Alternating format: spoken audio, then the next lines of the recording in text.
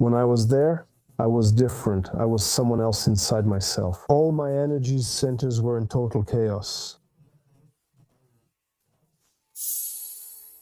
Being in this euphoria that carries us in a flow, we take ourselves too seriously, so seriously that it's almost comical.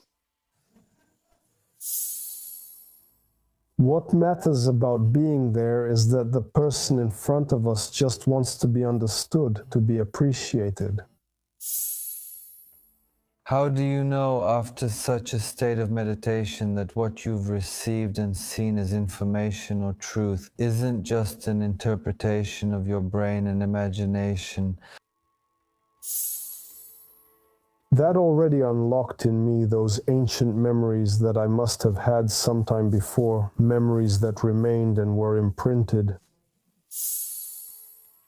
Going through that storm was a pleasure for me.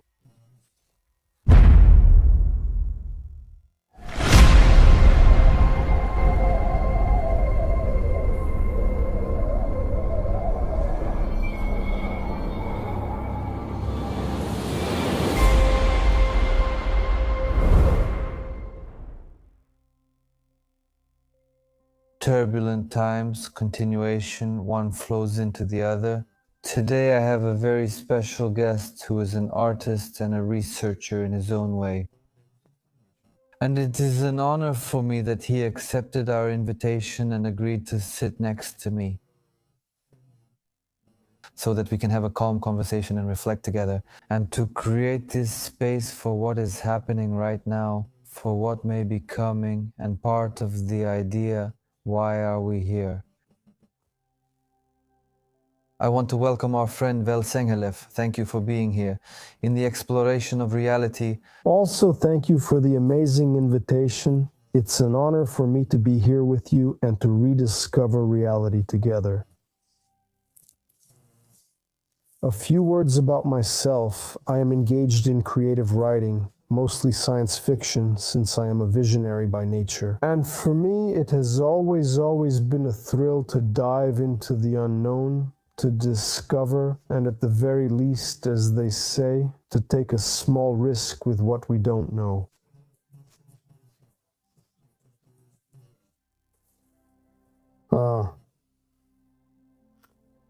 What also inspires me to write and to discover these links of reality is the desire to dive deep. And yes, this knowledge that you discover to then be brought to light so it can reach everyone else. That is my deepest goal. Thank you for sharing that. I'm glad we're in this together because we share exactly the same idea.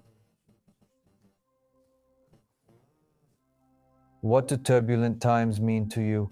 When we were outlining the points for our conversations, that was somehow the first thing that came from you, and you mentioned it several times, which I found interesting. Why are we putting such an emphasis on what's happening right now? What's happening right now? So, turbulent times. Basically, what does a storm mean? A storm represents chaos, but chaos, no matter how chaotic it seems, can always be organized chaos. And that's why when I said turbulent times, I meant turbulent times in each one of us. Everyone goes through some kind of storm today, tomorrow, the day after, it doesn't matter. A person is always faced with some kind of challenge in their personal existence, in their reality, in their world, which in fact also contributes to that storm. The turbulent times happen inside us, and from there this storm comes out. So let's imagine the turbulent times within each one of us, because everyone is rediscovering themselves in this moment of transition. Everyone is currently looking for a way to express themselves in the easiest and most accessible way to others. Everyone seeks to be understood, to be appreciated, but we don't always reach these points quickly. It doesn't always happen as fast as we would like. And this leads to so-called internal cataclysms, inner storms, which also manifest outwardly. I've noticed this in myself. I notice it every day, every minute, in everyone. I see behind his eyes that something is hidden, something that worries him, something that tosses him back and forth, something that, how should I say, unbalances him. It takes him out of his center. How are you dealing with that now? Oh, I just remind myself at every moment that no matter how big, no matter how scary the storm we're facing, the storm we stand before, with waking up from sleep and with falling asleep, I always tell myself that this is part of the process, this is part of the journey, and there's nothing scary about it. You have to try, you have to have fun. That's at the core of it. That's the idea behind this storm, behind what I meant when I said turbulent times. Turbulent times have happened, they keep happening, and they will keep happening until, as they say, a person ascends.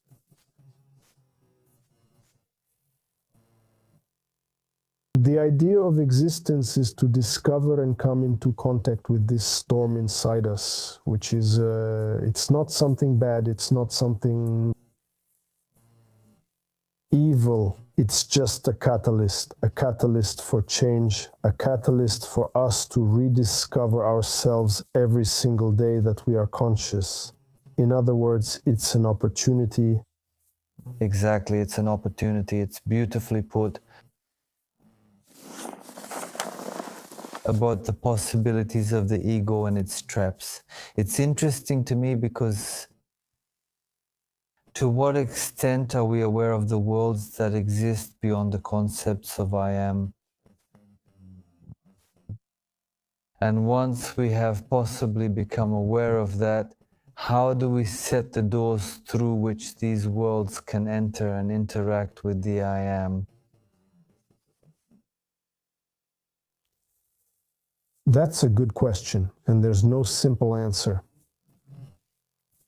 First, we need to understand what stands behind the idea of I am. For every person who is an individual, there is a structure called the ego. It is psycho-emotional and mental. At least for myself, I give it as an answer, simply as inner information, as a feeling. I am. At first, it resonates with the idea of the true self, with the higher self, because each of us is an I. Everyone has a higher essence. Even a person who doesn't believe in this, who rejects it, someone who thinks this is nonsense, it's not a problem, it doesn't matter to me. First, even if he doesn't believe, it still doesn't matter because it's the truth, it's a fact, he just forgot it. I am like the pedestal, which is our backbone, because by being the self and being in the self, you are at your center.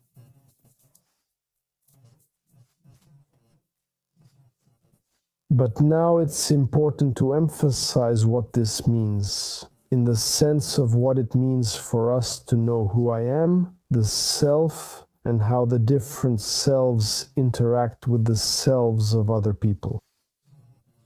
For example, now we are talking, sharing with each other. You have yourself, I have myself. How do they resonate? How tomorrow two people, it doesn't matter who, they don't know each other, start communicating with each other. How do these selves come into contact with each other, and what does that lead to? What is the meaning of that? That's something I've observed quite a few times with my own eyes. With someone else, just like we're sitting here now talking, having a conversation and touching on such topics. How does your self resonate with mine, and where does that lead?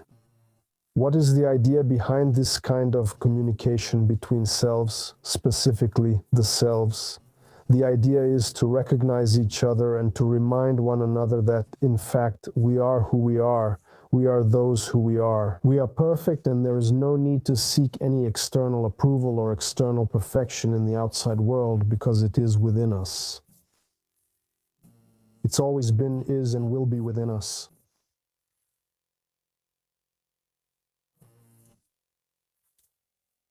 Azote is something personal, something intimate. Something intimate, if I may put it metaphorically, because who am I really? Who am I if I am not myself? This is an interesting reality that is worth exploring. To explore? To explore within oneself. You have a special connection with Egypt like us, and I'm interested to hear you tell us about most of these items. That is, so I mean to say, which is connected. There is a deep connection to you.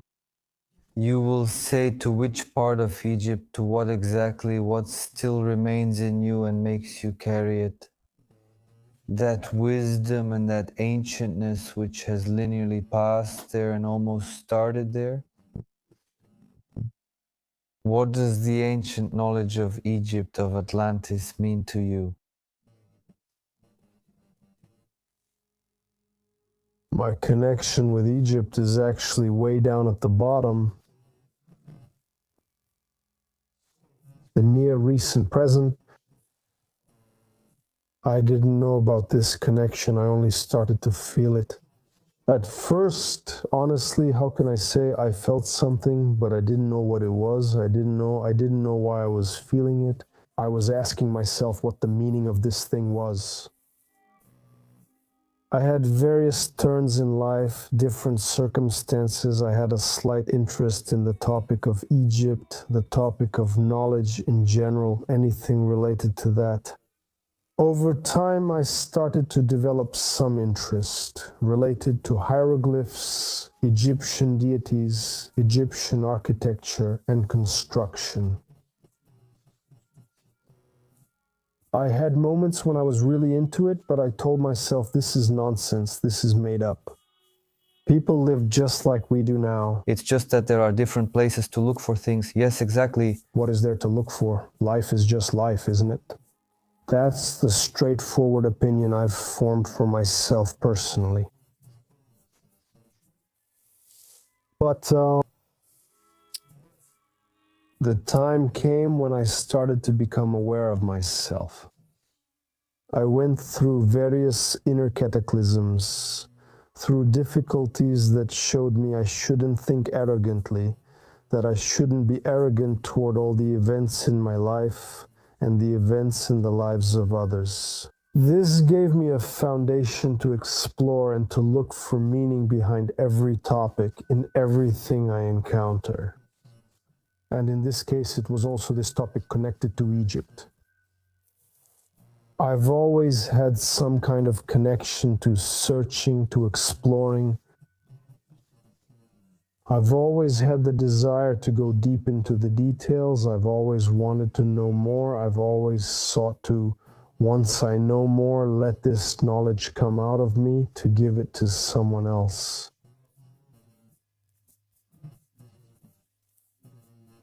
But I told myself, then I will know it. But what does this have to do with other people? What is the meaning for other people? How can I help them in their lives? For example, nowadays, as everyone is in a hurry, looking for their place under the stars, what is the meaning of this thing, of this knowledge? In the end, I told myself that I will go back again to the previous question about the turbulent times. Precisely with this knowledge, by giving it to the other person, even if they don't appreciate it now, even if they don't understand it, you help them go through their own storm more easily with this knowledge. Oh, I had the opportunity to visit Egypt. Yes, that already unlocked in me those ancient memories that I apparently had sometime before in the past. They remained imprinted, and I am grateful that I managed to visit this special place. When I say Egypt, it's not just the country, not just the destinations today that, to put it mildly, have been turned into commerce and are simply being promoted. I was in Egypt, I saw this, I saw that, But what was the different experience, the inner experience, the inner storm that I went through, the storm inside me? Because when I first arrived, I was in a new place, a new city, new architecture, quite different from ours in Europe, at least visually, at first glance. But I'm saying that inside me, questions started to arise, streams of plasma started to erupt, making me ask questions. And precisely to dive deeper, to seek that ancient knowledge, which has always guided me and through which I will be able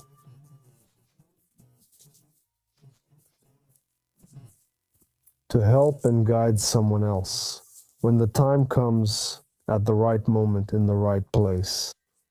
And what was interesting was that while being there during 2 meditations, I managed to go back to some time, to some ages in the past. I can't say exactly what kind of times, and I wasn't trying to be chronologically or historically accurate because that misses the point. I visited places I never expected I would visit. And I saw things that I didn't know I would see. What can you tell us? And during my first meditation, I found myself in a place that was deep in the hollow of a rock. It seemed like a very beautiful, clean temple. The temple was inside the rock, and on the sides there were tall columns like pedestals, really quite high. And what was very interesting was that at the end of the hall, which maybe wasn't the center, but really at the very end of the hall, deep inside, there was a sarcophagus. This sarcophagus was empty and it didn't have a lid. It wasn't hermetically sealed. There was nothing inside. The hall was empty, smooth, shiny, beautiful, without a speck of dust, without a grain of sand. It was just wow.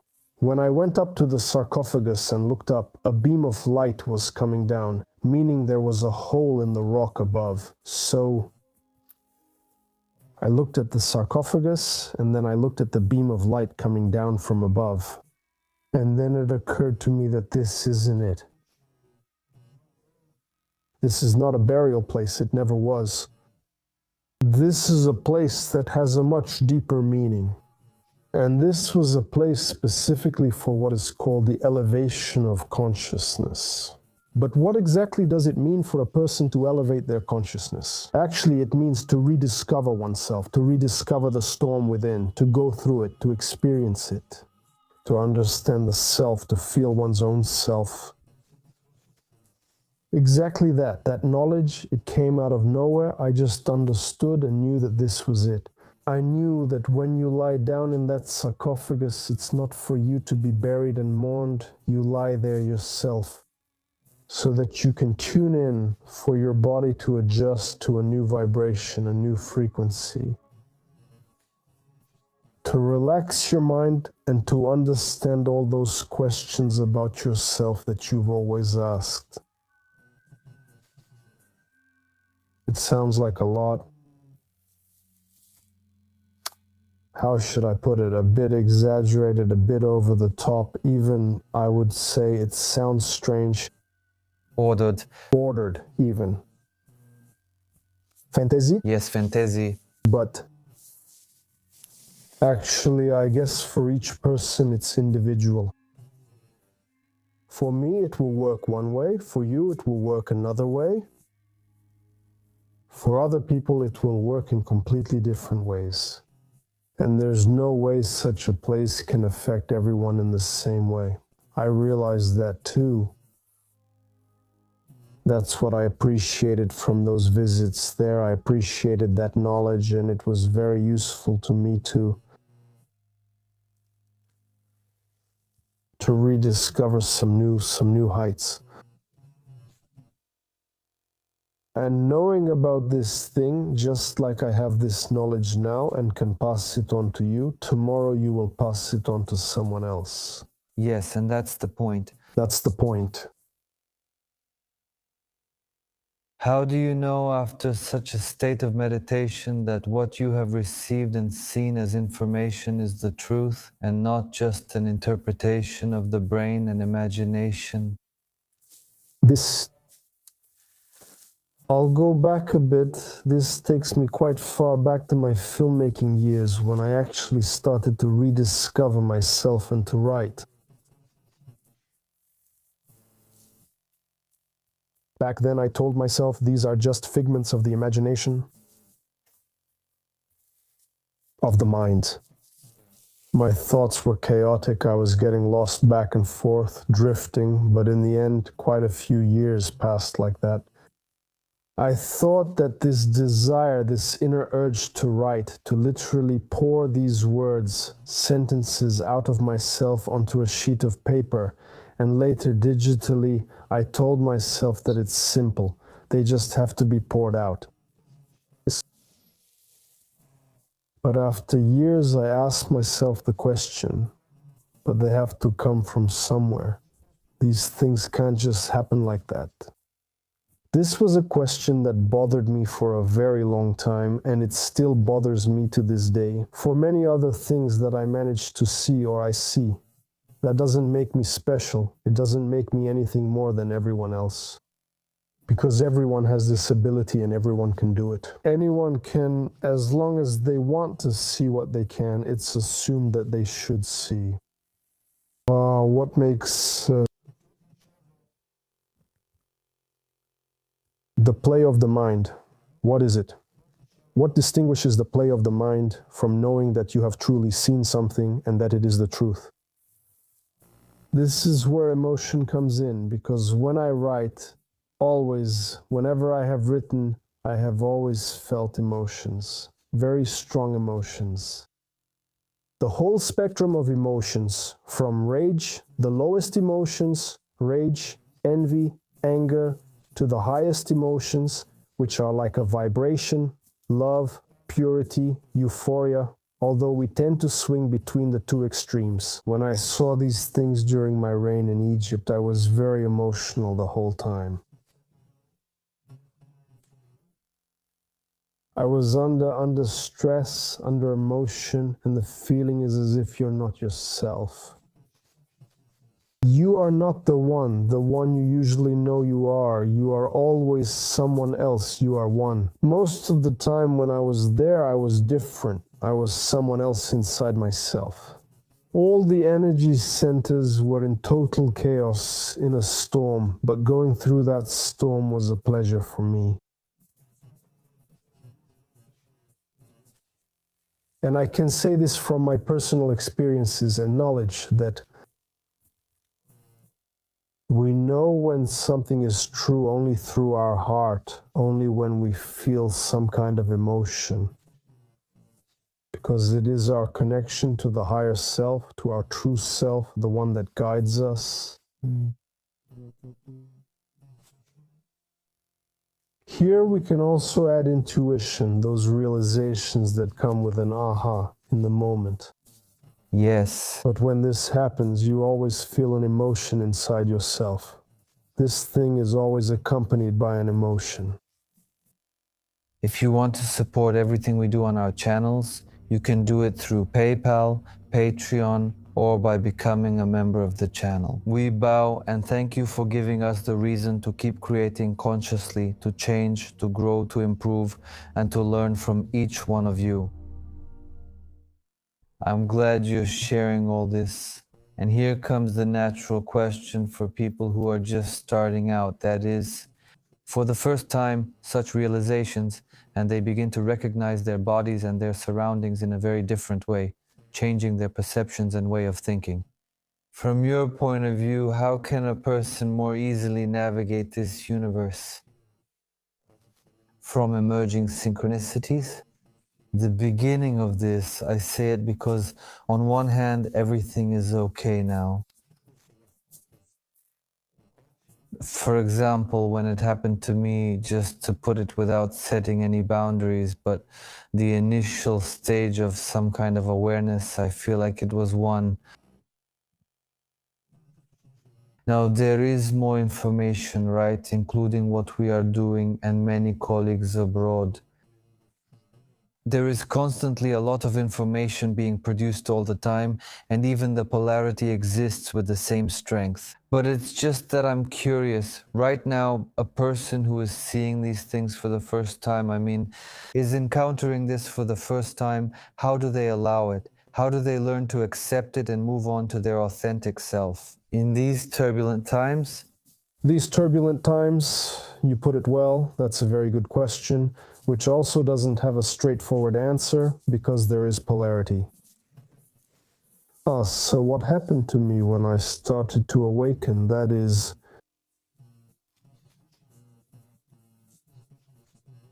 I started to pay attention to myself. Because for the rest of the time, a person is surrounded by external factors, is influenced by external factors, continues to be influenced by them, and loses himself. But there comes a moment when you find yourself in the storm and you don't know what's happening. Then everything inside you breaks, you are shattered, metaphorically speaking, into billions of pieces, just so you can be put back together again in a new consciousness, in a new body. We asked how people today who are just now waking up can find their way, especially since information is pouring out everywhere. All of this is literally overwhelming us.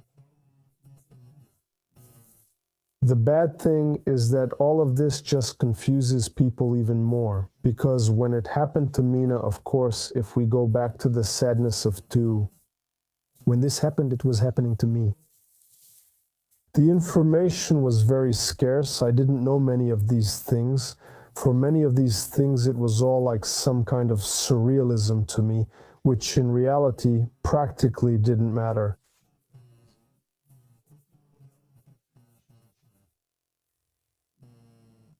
And of course, for the people who are going through these processes now, it's not much different for them.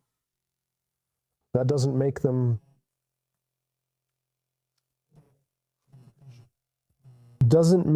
less important, because every person is important to themselves. And every storm I go through, as we said, teaches me something.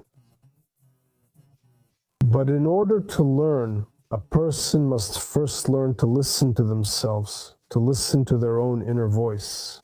Even when you are flooded by thousands of streams of information, you mentioned synchronicities, simply put, synchronicity.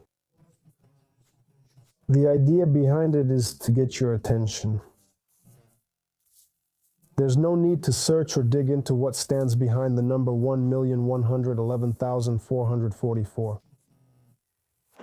if there is a reference point, a new focus to get your attention. That's right. From a new focus, yes. The focus and intention are a very powerful tool for this. But when a person for a moment goes into the eye of the storm and looks around, sees what's happening from the outside, then and only then will he recognize himself. There is no need to look for information in external sources because they can often be deceptive, they can often confuse us. As it happens, as I have gone through the same thing, and I see this in my everyday life, that people simply want, the person in front of you simply wants to be understood, to be appreciated, and at the very least, to be loved. We start from the very, very, very first spark to be loved. That's the most important thing, because we are born as children. We are pure, with pure minds, pure hearts, pure emotions, without prejudice, without judgment, which is the downfall that divides us today, that will divide us tomorrow, and that has divided us before. And only when we appreciate who we are and what we are inside, what we are as beings, only then will we find our way in these turbulent times, as we said in the beginning. You know, what you said made me think about those of us who, let's say, have just received a few hints ahead.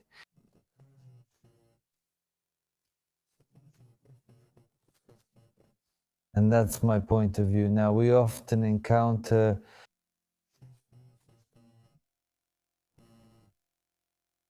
the idea that someone is ignorant, that someone is, to put it plainly, dumb, just subscribe. However, then comes a big paradox, because those who supposedly woke up earlier, well, didn't they wake up to be able to lift, guide, and help all of humanity? However, while they are gaining knowledge and experience, they criticize those who, for example, at the moment don't even have the urge or desire to reach for something new or different. And then a conflict is born, one that it seems we can't get past to move on to the next stage. And here, what you said while I was thinking is just really true. Let's include these tools within ourselves, which are not to label and not to judge, not to assign attributes and not to define. Because once something is present and, for example, some people or something is happening and we are placed in front of this storm, well, it's there for a reason. And we need to find the option and the solution rather than spitting against ourselves. And people can be all kinds, they can be very mean, they can be, as we like to say, we can define them in all sorts of ways, but we are here with them. They are people, that's how they are. That's how they are, that's how they are. This is exactly the moment to mention it. The conflict arises with the so-called data, as it has now spread and become widespread. Subscribe. Please explain, since some people will criticize us for only using English again. Where does dimension come from? Yes? Now, I don't want to go into depth and confuse everyone else. No, I'm just defining it.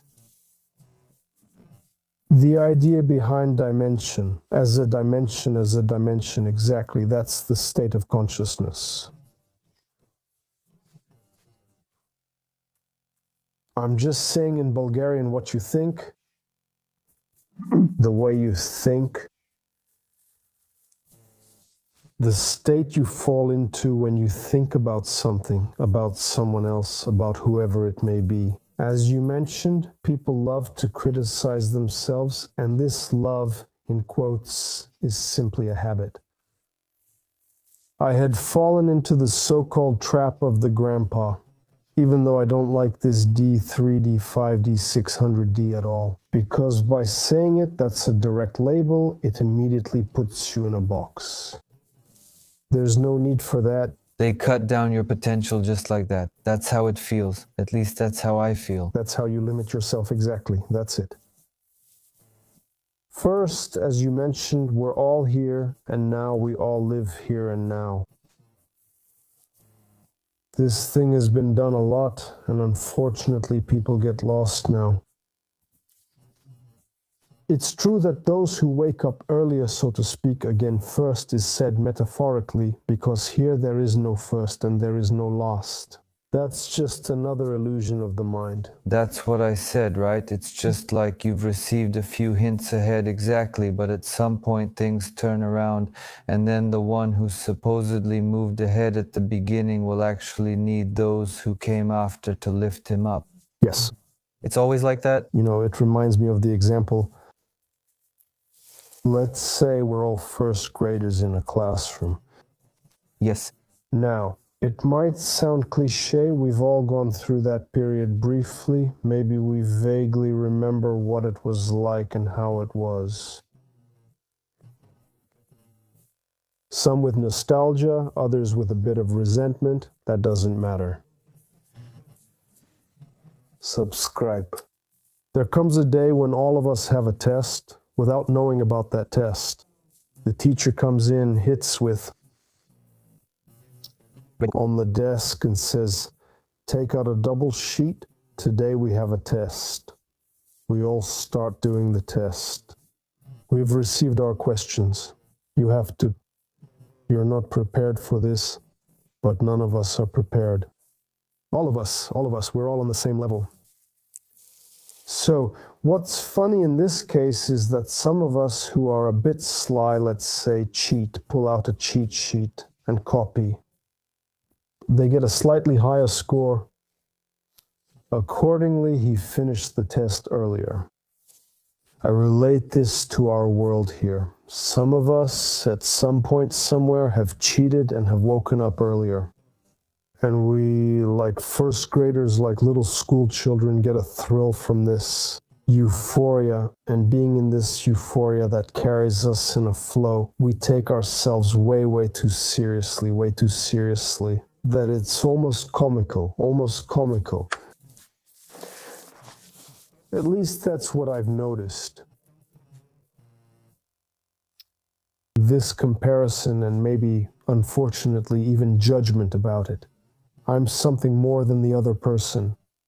Because as you said, he doesn't understand, he doesn't know, he doesn't care about it. Himself. You see, the thing here isn't between us or the people who discuss these issues. This is the whole culture. It's from ancient times, and that's how it's described in the books. The ignorant humanity. Heavy metaphors are used, words meant to crush you, okay?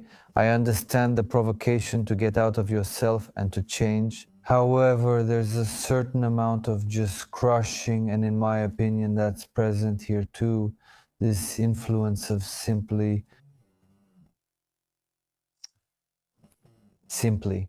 Everything is only for the chosen ones, a kind of division. You have to go through a really tough path, otherwise you stay with the ignorant. I'm paraphrasing whatever comes to mind from different books. And yes, that's how it is. We're all sleeping in some way, like a winter sleep. That's right. It just depends on how much each of us has woken up. And that's very subjective because there's always the next thing and its own point of view.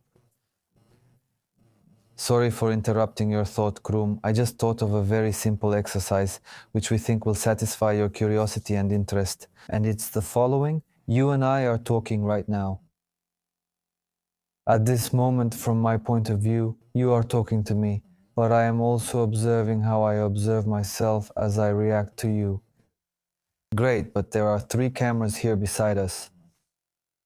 From the point of view of one of the cameras, we see how I am listening to you, while you are talking to me. But it only sees me, the other one only sees you, and the wide shot sees 2 men. Let's imagine now that there is another camera in the room, placed somewhere up on the ceiling, which, while I am talking to you and you are talking to me, is recording all of this. And now let's switch to its point of view. Now let's imagine that someone is observing the camera that is placed in the room. Stoyan and Vel are talking while filming a research reality show episode. Now let's imagine that someone is sleeping, lying on a wooden bed and dreaming. They tell him that there's a camera he needs to look at, which is showing a recording from the show.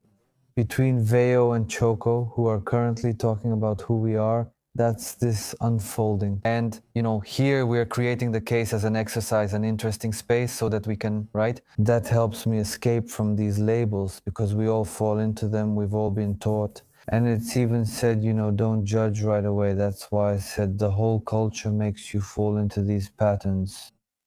Let's open up our spaces and just give ourselves that freedom and know that there's always more to come, that we've just chosen to frame something right now. Frames in general, I'm a rebel at heart, right? It might not show visually, but I know it about myself. But you're right, frames are limiting. All of us, no matter what state we fall into, no matter what emotional spectrum we're in,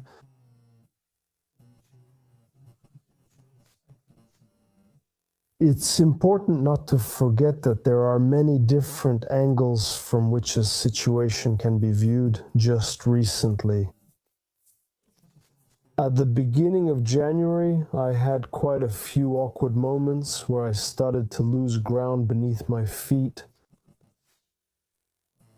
But I told myself, hey, stop, calm down. This is just a moment. It happens today, but in 2 months, you won't be thinking nonstop about this moment. In 2 months, you'll be outside, you'll go for a walk in nature, you'll enjoy how the trees look, how the wind feels. Ilyushka, I'm just giving an example. Whatever reality is, it is determined by our focus. If you focus on something negative, tigusasa, with your inner strength, you surround it, you create the sickness, you shape it. A vortex is formed, and without wanting it, a person ends up in a new storm, in another storm, even when it isn't their own. This happens to me too. By the way, I repeat, I don't consider myself as something very special, something that others don't go through. Everyone goes through it. What I have noticed is that when a person enters such a stage, at such a moment, when he has swelled up and surrounded another storm, someone else's storm, and is carried away by the vortex, and is unable, under the spectrum of emotions, to see the other cameras, so to speak, that are observing him. I have noticed this in many other people, and I see and know this, that such a person simply needs a helping hand. He needs to be, how should I say, understood.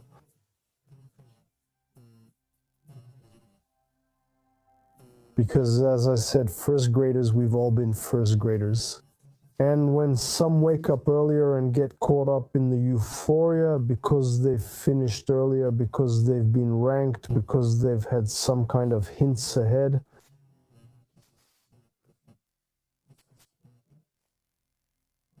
they think this is the end. No, this is not the end. And the purpose of waking up earlier is exactly because a person needs to, how should I say, unfold themselves and see reality from multiple angles. And in this way, he can help others wake up too, even if they don't want to. Just be there for them. Don't get into, how should I say, be empathetic with them.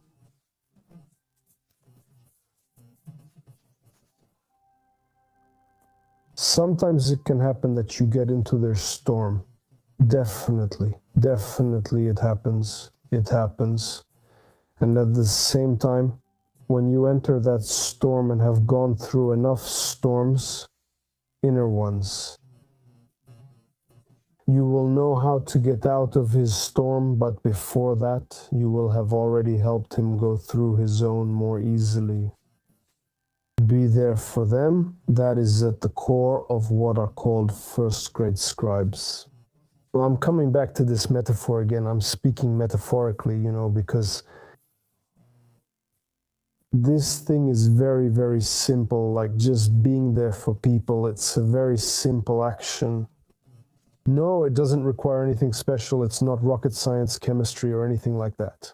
At the very least, we can imagine it the way we would like someone to be there for us. Yes, without setting the parameters again, who exactly for what and in what way the requirement is, but I'm dealing with something else, I don't want that. And you need the same things. Yes. True love, understanding, acceptance, honor. Honesty. You know what? We often say that humans are the highest intelligent beings on Earth. Even if it's widely accepted, even if that's the case, everyone has their own truth. It often happens to me, since I'm kind of a nature lover and I do it often. It's my hobby. I can't live without it. Why am I mentioning this? Often when I'm outside, I come across all kinds of domestic animals. When that animal looks at me, it sees right through me. It sees my true nature. Imagine a pet, a dog. You come home from work angry, tired, your nerves are shot, you look terrible, right? You're disheveled, sleep deprived, and so on. You have a bunch of bills. The creature is there for you. That's what we should do too. We should be there for these people.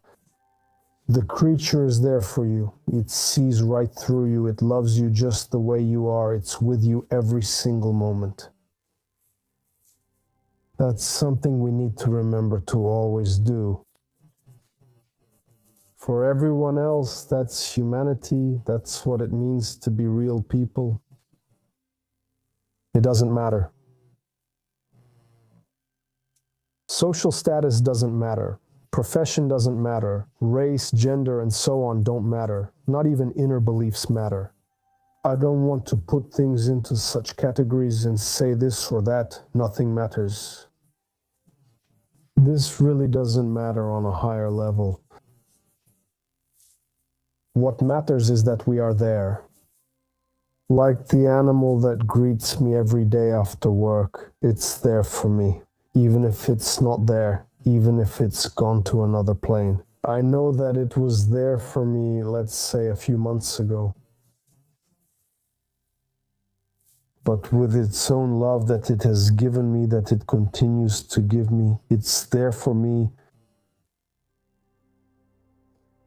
to be there for exactly that. Friends, bows, I truly thank you for your participation, and I would be very happy to continue our endless conversations again with great pleasure. Endless conversations, I thank you too.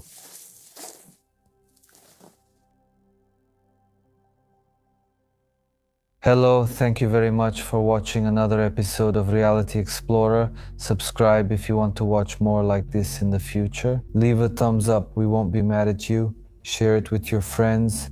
Become members of the channel, because the more, the better. Thank you for walking together with us toward a true awakening, an awakening of each one of us from the illusion that surrounds us. Thank you to each one of you for your support, for your perseverance, for your patience, for your understanding, for your honesty, for the change. See you soon.